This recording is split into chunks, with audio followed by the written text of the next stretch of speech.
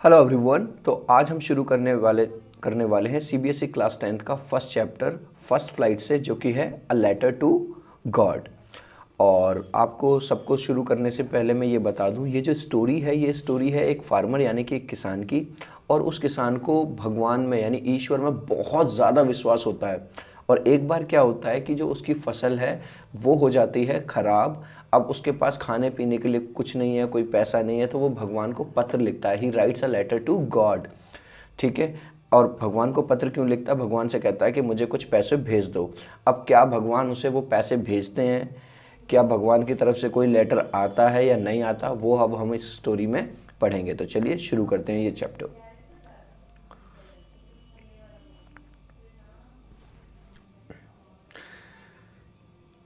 The house, the only one in the entire valley, sat on the crest of a low hill. अब ये बता रहे हैं Lencho जिस घर में रहता है उस घर की विशेषता बता रहे हैं कि पूरी की पूरी वैली में, पूरी घाटी में सबसे ऊपर वाली क्रेस्ट ऑफ ए लो हिल, एक छोटी सी मतलब जो पहाड़ी है उसके ऊपर, उसकी चोटी पर, क्रेस्ट का मतलब है चोटी पर, एक ही घर था। From this height, one could see the river and the field of ripe corn dotted with flowers that always promised a good harvest. और इतनी ऊंचाई से वहाँ से क्या दिखाई देता था? किसी को भी दिखाई देती थी, जो नदी बहती थी वो दिखाई देती थी, और जो लेंचो जो फसल उगाता था कॉर्न की, मक्का की, और उस पर जो corn dotted with the flowers, मतलब दूर से वो डॉट डॉट दिखाई देते थे। जो उसके जो फ्लावर्स हैं वो दूर से उस चोटी से फ्लावर्स की तरह दिखाई देते थे। The only thing the earth needed was a downpour or at least अ शार। अब भाई किसान है, किसान ने अपनी मेहनत कर दी, फसल मतलब क्या नाम है बो दी, अब उसे केवल पानी की ज़रूरत है। ठीक है, तो पानी की ज़रूरत है, पानी के लिए वो किस पे डिपेंडेंट है? बारिश पे। तो देखो यहाँ पे दो वर्ड का यूज़ हुआ है। The only thing earth needed was a downpour or at least अ शार। या डाउनपावर का मतलब है तेज बारिश, और शावर का मतलब है चलो हल्की फुल्की बारिश हो जाए, कुछ तो ज़रूरत थी उसे पानी की। Through out the morning Lencho, देखो फार्मर का नाम आ गया है। आप सबको ये स्टोरी पढ़ते वक्त छोटी छोटी चीज़ों का ध्यान रखना है कि उसे किसकी ज़रूरत थी। उसे ज़रूरत थी थोड़ी बहुत बारिश की। और जो किसान है उसका नाम क्या है? लेंचो है। Who knew his fields intimately had done nothing else but see the sky towards the north east. अब पूरा सुबह सुबह उसने आज कोई काम नहीं किया। लेंचो जो कि अपने फील्ड को बहुत अच्छी तरह से जानता था, वो बस किसकी तरफ देख रहा है? आसमान की तरफ देख रहा है, नॉर्थ ईस्ट की तरफ। और उसे किसका इंतज़ार है? बस बारिश होने का उसे इंतज़ार है। Now we are really going to get some water woman. अब यहाँ पे Lencho woman most probably use हुआ है उनकी वाइफ के लिए, लेंचो की।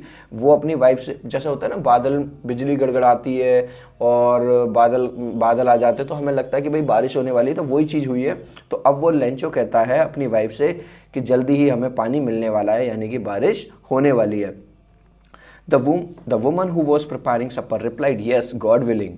अब जो औरत थी यानी कि जो उसकी वाइफ थी, जो खाना बना रही थी, रात का सपर बना रही थी, तो वो कहती हाँ हाँ बिल्कुल, ईश्वर की इच्छा हुई। गॉड विलिंग का मतलब है ईश्वर की इच्छा हुई तो जरूर बारिश होगी। The older boys were working in the field while the smaller ones were playing near the house until the woman called to them all come for dinner. अब जो बड़े बच्चे थे, यानी कि लेंचो के बच्चों की बात हो रही है, लेंचो के जो बड़े लड़के थे वो तो खेत में काम कर रहे थे, लेकिन जो छोटे बच्चे थे वो घर के आसपास ही खेल रहे थे। और वो तब तक ये काम चलता रहा जब तक कि उसने, औरत ने यानी कि लेंचो की वाइफ ने उन सबको बुला नहीं लिया कि आओ भाई डिनर करो, खाना खाओ। It was during the meal just as Lencho had predicted big drops of rain begin to fall. और जैसा कि लेंचो ने अनुमान लगाया था, प्रिडिक्टेड का मतलब है, प्रिडिक्ट का मतलब होता है अनुमान लगाना, तभी खाना जैसे ही उन्होंने शुरू किया तभी बारिश की बूंदें गिरने लगी बड़ी बड़ी। In the north east huge mountains of clouds could be seen approaching. और नॉर्थ ईस्ट दिशा में यानी कि उत्तर पूर्व वाली दिशा में बादलों को देखा जा सकता था अप्रोच करते हुए। Huge mountains of clouds. The air was fresh and sweet. और जो हवा थी वो भी बहुत मतलब फ्रेश थी और स्वीट थी। The man went out for no other reason than to have the pleasure of feeling of the rain on his body. अब भाई किसान है, किसान आदमी है बेचारा, इतनी मेहनत करके उसने बीज डाला है, सारे काम किए हैं। अब जिस बारिश का इंतजार कर रहा था वो बारिश होने लगी तो वो बाहर चला जाता है और उस बारिश को अपनी बॉडी पे फील करने के लिए, मतलब उसे अच्छा लग रहा है, to have the pleasure of feeling the rain on his body, ठीक है। And when he return he explain these are not rain drops falling from the sky, they are new coins. और जब वो वहाँ से लौट के आता है थोड़ा सा बारिश में भीग के, तो वो कहता है ये बारिश नहीं हो रही है, ये हमारे लिए सिक्कों की तरह है। The big drops are 10 cent pieces and the little ones are 5। वो कह रहा है उन सबसे, अपने घर वालों से, कि ये जो बड़ी बड़ी पानी की बूंदें हैं ये 10 सेंट के पीसेज हैं। जैसे हमारे यहाँ होते हैं ना 10 रुपये इंडिया के, 10 and the little ones are 5, और जो छोटे हैं, जो छोटी छोटी बूंदें हैं वो 5 सेंट के बराबर हैं। तो यहाँ पे वो कहना क्या चाह रहा है, यहाँ पे लेंचो कहना ये चाह रहा है कि ये जो पानी की बूंदें हैं जब ये हमारे इसमें जाएंगी, हमारे इसमें खेत में जाएंगी, तो उससे क्या होगी, हमारी फसल अच्छी होगी, और जब हमारी फसल अच्छी होगी तो मैं इन फसल को बेचूंगा और इनसे मुझे जो पैसा मिलेगा, तो ये उस सेंस में कह रहा है, इसलिए इससे मैं पैसा कमाऊंगा खूब सारा। With a satisfied expression, he regarded the field of ripe corn with its flowers draped in curtain of rain. अब वो मन में, जाहिर सी बात है, जिस चीज़ की उम्मीद थी वही हो गई, अच्छी बात हो गई, तो मन में कहीं ना कहीं वो सेटिस्फाइड है। He regarded the field of ripe corn with its flower draped in a curtain of rain. अब वो अपने जो फील्ड हैं और उसके जो फ्लावर्स हैं जो कि अब भीग गए हैं, कॉर्न के जो फ्लावर्स हैं, मक्के के जो फ्लावर्स हैं जो अब भीग गए हैं, वो उन्हें ऐसे मतलब अनुमान लगा रहा है जैसे कि किसी पर्दे के ऊपर जब बारिश या पानी गिरे तो वो भीग जाता है, उसी तरह से उसकी जो फसल है वो अब पूरी तरह से पानी में भीग रही है। उसे बहुत अच्छा लग रहा है क्योंकि उसे पानी का ही इंतजार था। But suddenly a strong wind began to blow and along with the rain very large hailstones begin to fall. लेकिन अचानक से ही क्या हुआ, बहुत तेज आंधी सी आने लगी और उसके साथ साथ हेलस्टोन्स क्या होते हैं, ओले, सफ़ेद सफ़ेद। कभी कभी आपने शायद देखे भी होंगे या न्यूज़ वगैरह में सुना होगा कि कश्मीर में बर्फबारी हुई, तो वो बर्फबारी होने लगी और ओले पड़ने लगे। These truly did resemble new silver coins, और ये तो सचमुच में सिल्वर कॉइन्स की तरह लग रहे थे, जैसा कि उसने कहा था। The boys exposing themselves to the rain out to collect the frozen pearls. और वो जो बच्चे थे, जैसे ही उन्होंने सफ़ेद सफ़ेद वो ओले गिरते हुए देखे, वो उन्हें, मतलब जैसे होता है ना, अगर जैसे हमारे घर के आसपास बारिश और ओले भी गिरे तो हमें कहीं ना कहीं ये रहता है, अरे हम भी ओले मतलब एक दो अपने हाथ में ले लें, तो वो भी उन्हें लेने के लिए गए। फ्रोजन पर्ल्स लिखा हुआ है, जमे हुए मोती, उन्हें कंपेयर किया गया है। It's really getting bad now, explained the man. I hope it passes quickly. It did not pass quickly. अब जो भाई जो किसान है, किसान तो जानता है भाई कोई भी चीज़ अति से ज़्यादा होगी तो ख़राब होगी, कम होगी तो ख़राब होगी। अब वो ओले गिरने लगे, बर्फ़ गिरने लगी, अब वो कहता है भगवान ये जल्दी रुक जाए, लेकिन वो रुकती नहीं है, मतलब ओले पड़ते रहते हैं। For an hour the hail rained on the house, the garden, the hillside, the cornfield, on the whole valley. 1 घंटे तक ये जो ओले हैं, ये जो बर्फ थी, ये पड़ती रहती है घर के ऊपर, गार्डन के ऊपर, हिल के ऊपर, और उसके पूरा जो उसका मक्के का फील्ड था उसके ऊपर, पूरी की पूरी वैली में। The field was white as if covered with salt. और इतनी ज़्यादा बर्फबारी हुई, और जब बर्फबारी रुकती है तो पूरा का पूरा जो एरिया था वहाँ का, इतना ऐसा लगने लगा कि पूरा का पूरा एरिया सफ़ेद नमक से घिर गया हो। Not a leaf remained on the trees. The corn was totally destroyed. The flowers were gone from the plants. Lancho's soul was filled with sadness. When the storm had passed, he stood in the middle of the field and said to his son, "A plague of locusts would have left more than this." अब देखो यहाँ क्या हुआ, जब इतनी ज़्यादा बर्फबारी हुई तो जितनी भी जो उसकी जो फसल थी जिसका वो इंतज़ार कर रहा था, जिसमें पानी उसे डालने की उसे ज़रूरत थी, जो पानी पहले तो खुश हो रहा था, लेकिन अब क्या हुआ कि बर्फबारी ने पूरी की पूरी पत्तियां वत्तियां सब डिस्ट्रॉय कर दी, कुछ भी नहीं छोड़ा। The flowers were gone from the plants, और जो सारे के सारे जो पत्ते वो फूल थे सब उखड़ गए, कुछ भी नहीं बचा। अब जो बेचारा जो लेंचो है, भाई कोई भी किसान जिसने इतनी मेहनत करी हो तो जाहिर सी बात है भाई दुख तो होगा, उसका दिल मतलब बैठ गया पूरी तरह से। अब वो अपने जाता है दोबारा से अपने खेत में, बीच में खड़ा होता है और क्या कहता है अपने बच्चों से कि अगर जो लोकस्ट होती है, जो ग्रास ऊपर की तरह होता है, आपने शायद देखा हो, अगर जब वो अटैक कर देती है किसी भी फील्ड पे तो या किसी भी कॉर्न पे, किसी भी हार्वेस्ट पे, फसल पे, तो कुछ भी नहीं छोड़ती। तो वो कह रहा है कि हार्वेस्ट अगर लोकस्ट भी अटैक कर देती है ना तो वो भी थोड़ा बहुत कुछ छोड़ देती है, लेकिन इस हेल स्टोन्स ने तो हमारे लिए कुछ भी नहीं छोड़ा। तो आप यहाँ डायग्राम में देख सकते हैं, यहाँ पे सैड फेस लिए हुए खड़े हैं लेंचो, और जो कि अब मतलब दुख मना रहे हैं इस बात का कि वो तो एक्सपेक्ट कर रहे थे कि अच्छी बारिश होगी और ये होगा। The hail has left nothing. This year we will have no corn. That night was a sorrowful one. All our work for nothing. There is no one who can help us. We will go hungry this year. अब यहाँ पे Lencho क्या कहता है कि कुछ भी नहीं छोड़ा, हम तो लुट गए, हम बर्बाद हो गए, और ये जो पूरी रात थी वो बहुत ज़्यादा दुख में बीती। अब हमारी हेल्प कौन करेगा, कोई भी नहीं है हमारी हेल्प करने के लिए, और इस साल तो हम सब भूखे मरेंगे। But in the hearts of all who lived in that solitary house in the middle of the valley, there was a single hope, help from God. पर वो सारे लोग जो उस वैली में उस अकेले घर में रहते थे, चाहे वो लेंचो हो या उसके घर वाले हों, उनके घर में बस अब एक आखिरी उम्मीद की किरण बची थी, और वो उम्मीद की किरण क्या थी? एक सहायता, और वो कहाँ से? भगवान से। Don't be so upset, even though this seems like a total loss. Remember, no one dies hunger. अब उसे कुछ याद आता है। क्या याद आता है?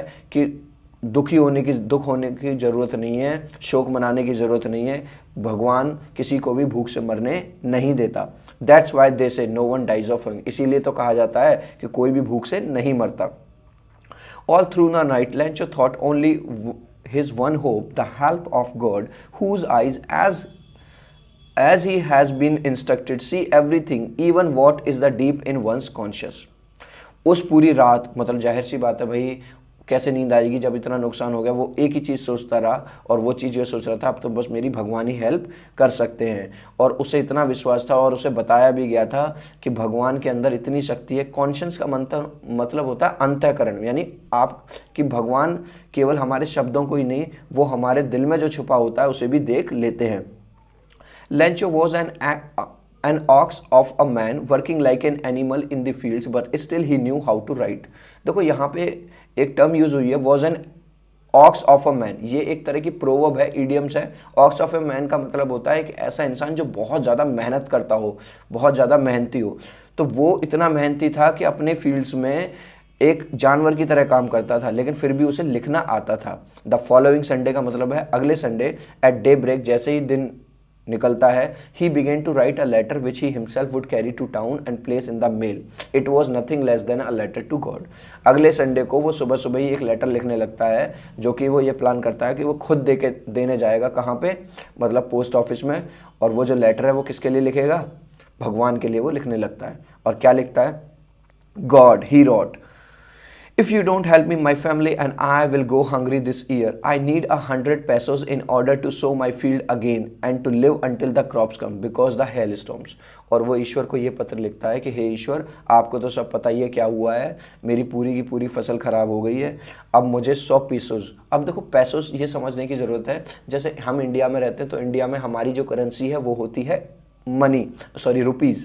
तो ऐसे ही वहाँ पे जो लैटिन कंट्रीज़ हैं वहाँ पे जो ये चलती है वो पैसोस चलती है। तो वो भगवान से कहता है कि भगवान मुझे 100 पीसोस चाहिए ताकि मैं दोबारा अपनी फसल उगा सकूं, और जब तक मेरी दोबारा फसल उग के आएगी तब तक मैं अपने घर वालों का, अपने बच्चों का पेट भर सकूं। तो उसके लिए मुझे, क्योंकि हेलस्टॉर्म की वजह से मेरी जो सारी फसल था वो ख़राब हो गई है। He wrote to God on an envelope, put the letter inside, still troubled, went to town. At post office he placed a stamp on the letter and dropped it into the mailbox. उसने envelope के ऊपर क्या लिखा? To God. To God का मतलब जैसे हम address लिखते हैं कि भैया ये, तो उसने भगवान का एड्रेस तो कुछ नहीं, बस ऐसा लिख दिया टू गॉड। उसने लेटर को अपने एनवलप के अंदर लिख के डाला, टाउन में गया और खुद पोस्ट ऑफिस में गया, उस पर स्टाम्प लगाई। स्टाम्प लगाने के बाद उसने वो मेल बॉक्स में डाल दिया। One of the employees who was a postman and also helped at the post office went to his boss laughing heartily and showed him the letter to God. अब जो एक एम्प्लॉय था वहाँ पे जो कि तरह तरह के काम भी करता था, थोड़ा पोस्टमैन भी था, जब उसे वो लेटर मिलता तो वो बड़ा हंसता है और अपने बॉस के पास जाता है हंसते हुए कि देखना किस पागल ने ये इस तरह का लेटर लिख दिया। भगवान को भी क्या लेटर लिखा जाता है क्या? Never in his career as a postman he known that address. अब भाई जाहिर सी बात है, वो तो उसका काम तो यही था रोज़ पत्रों को इधर उधर करना, लेटर बांटना, लेकिन उसने अपने करियर में कभी भी इस तरह का लेटर नहीं दिखा था जिस पे ये लिखा हो कि भगवान के लिए कोई लेटर हो। The post master, a fat amiable fellow, also broke out laughing, but almost immediately he turned serious and tapping the letter on his desk, commented, "What faith!" जो पोस्ट मास्टर है पहले तो वो भी थोड़ी देर के लिए हंसता है, लेकिन बहुत जल्दी सीरियस हो जाता है। और सीरियस क्यों हो जाता है? और अपनी डेस्क को टैप टैप करने का मतलब होता है कुछ आवाज़ करना या थोड़ी सी उस पर कुछ मारना ताकि आवाज़ हो। और वो कहता है, देखिए आज के टाइम में भी वॉट फेथ का मतलब क्या विश्वास है इस इंसान का। I wish I had the faith of the man who wrote this letter, starting a correspondence with God. अब जो पोस्ट मास्टर है, देखो जो पोस्ट मैन का जो बॉस है वो कहता है कि काश कि मेरे अंदर भी इतना ज़्यादा विश्वास होता भगवान को लेके कि इस आदमी का विश्वास देखो कि वो भगवान से करस्पॉन्डेंस कर रहा है। मतलब करस्पॉन्डेंस का मतलब है लेटर के थ्रू कम्युनिकेशन करना। So in order not to shake the writer's faith in God, the post master came up with an idea, answer the letter. अब जो पोस्ट मास्टर है, अब उसे ये लगता है कि अगर भगवान, भाई जाहिर सी बात है भाई भगवान को तो वो कहाँ से भेजेंगे लेटर, और भगवान कहाँ से उसकी हेल्प करेंगे। तो वो सोचता है कि इस आदमी का जो विश्वास है भगवान से डगमगाए नहीं, तो इसलिए वो सोचता है कि हम इस लेटर का जवाब देंगे, भेजेंगे। But when he opened, it was evident that to answer it he needed something more than goodwill, ink and paper. But he stuck to his resolution. He asked for money from his employees. He himself gave part of his salary, and several friends of his were obliged to give something for an act of charity. अब क्या हुआ भाई, जैसे ही वो letter खोलता है, लेकिन अब उसने लगा था कि हमें तो बस आंसर लिखना है तो लिख देंगे, लेकिन जैसे ही लेटर खोलता है तो अब उसे पता चलता है कि भैया खाली जवाब नहीं देना, अब तो पैसे भी देने पड़ेंगे कुछ।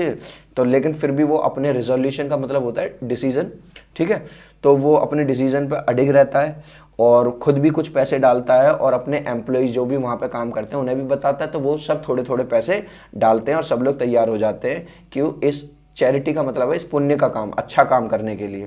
फिर क्या होता है, it was impossible for him to gather together the 100 pesos, so he was able to send the farmer only a little more than half. अब भाई जाहिर सी बात है, चाहे पोस्ट मास्टर हो, चाहे पोस्टमैन हो या और भी एम्प्लॉयज़ हो, बेचारे वो भी सैलरी वाले पर्सन है, उन्हें भी कोई सैलरी मिलती है, उनके भी बाल बच्चे होंगे। तो वो 100 pesos इकट्ठा करने में असमर्थ रहते, नहीं कर पाते। लेकिन वो जितने उसने मांगे थे उससे आधे से ज़्यादा, अब देखो उसने मांगे कितने थे भगवान से, बताओ मुझे, सोचो। उसने मांगे थे 100, तो 100 के आधे कितने हो गए, 50। तो 50 से ज़्यादा वो कलेक्ट करने में, मतलब कलेक्ट कर पाते हैं। He put the money in an envelope addressed to Lencho with a letter containing only a single word as a signature, God. अब वो दोबारा से उस पैसे को उसमें डाल देते हैं एनवलप में और लेंचो के लिए डाल देते हैं और उस पर केवल एक वर्ड लिख देते हैं गॉड, मतलब भगवान की तरफ से। उसे ये लगे लेंचो को बेचारे को कि भगवान ने ही भेजे। The following Sunday, Lancho came a bit earlier than usual to ask if there was a letter for him. It was the postman himself who handed the letter to him, while the postmaster, experiencing the contentment of a man who has performed a good deed, looked on from his office. अब अगले Sunday को वो और जल्दी आ जाता है, कौन, Lencho. जाहिर सी बात है उसे इंतजार था बेचारे को, तो और वो पूछता है आके पोस्ट ऑफिस में, अरे भैया मेरे लिए कोई लेटर आया है क्या। अब वो पोस्टमैन जिसने कि वो लेटर वहाँ से पिक किया था और अपने बॉस यानी पोस्ट मास्टर को दिखाया था, वो खुद उसे वो लेटर दे देता है। और ये वाली चीज़ अंदर बैठ के जो पोस्ट मास्टर था जिसने वो सारा पैसा इकट्ठा किया था और खुद भी कुछ पैसे डाले थे, वो अंदर से ही अपनी विंडो से उसे देखता रहता है और उसे मन में कंटेंटमेंट का होता है, मतलब होता है संतुष्टि। जैसे भाई आपने देखा कोई डॉग है बेचारा भूखा है, आपके घर में 2 रोटी पड़ी थी, आपने उसे डाल दिए, उसने वो रोटी खाई, आपने उसे पानी पिलाया, तो कहीं ना कहीं आपके मन में एक सेटिस्फेक्शन आता है। तो अब जो पोस्ट मास्टर है उसके मन में संतुष्टि ये है कि मैंने कितना नेकी का काम किया है, कितना अच्छा काम किया, मालिक मुझे आशीर्वाद देगा, ईश्वर कहीं ना कहीं देख रहा है, तो उसके मन में कंटेंट होता है। अब क्या होता है, Lancho showed not the slightest surprise on seeing the money, such as his confidence, but he became angry when he counted the money. God could not have made a mistake, nor could he have denied Lancho what he had requested. अब Lencho जैसे ही letter खोलता है उसे पैसा दिखाई देता है और पैसे देख के उसे बिल्कुल भी मतलब सरप्राइज नहीं होता है, भगवान ने पैसे भेज दिए, उसे 1% भी मतलब ऐसा नहीं लगता, अजीब नहीं लगता। लेकिन जैसे ही वो पैसे को गिनता है उसे ना गुस्सा आ जाता है। गुस्सा किस बात का, क्योंकि उसे यकीन है इस बात पे कि ना तो भगवान गलती कर सकते और ना ही भगवान के पास तो पैसों की क्या कमी है, वो तो कुछ भी भेज सकते हैं। तो वो ना ही उसकी रिक्वेस्ट को मना कर सकते। Immediately Lencho went up to the window to ask for a paper and ink. तभी वो विंडो के पास आता है और कहता है भैया मुझे एक पेपर और इंक मिलेगा। On the public writing table he started to write, और एक और लेटर वो लिखने लग जाता है। क्या लिखता है? With much wrinkling of his brow caused by the effort he had to make to express his ideas. When he finished, he went to the window to buy a stamp which he licked and then affixed. अब क्या करता है वो दोबारा से एक और letter लिखता है भगवान को, और उसमें कहीं ना कहीं वो गुस्से से कुछ लिख रहा है। क्या लिख रहा है वो अभी हमें पता चलेगा। और फिर से उस पर स्टाम्प लगाता है, और लिख का मतलब होता है चाटना। जैसे आपने देखा होगा कुछ लोग एनवेलप पे ऑलरेडी कुछ लगा होता है, उस पर जीभ लगा के थोड़ा सा उसे बंद कर देते हैं। अफिक्स्ड का मतलब होता है चिपकाना। देखो यहाँ पे आपको दिखाई भी दे रहा है कि यहाँ पे लेंचो हाथ में कैप लगी हुई है उसके, थोड़ा सा गंजा है, वो दोबारा से एक लेटर या तो रिसीव कर रहा है या वो डाल रहा है दोबारा से। The envelope with a blow of his fist, और फिस्ट का मतलब होता है जैसे हम किसी चीज़ को चिपकाने के बाद थोड़ा सा उस पर प्रेशर डालने के लिए तो उस पर घूसा सा मारता है, थोड़ा सा टैप करता है जिससे कि वो और अच्छे से चिपक जाए। The moment the letter fell into the mailbox the post master went to open it.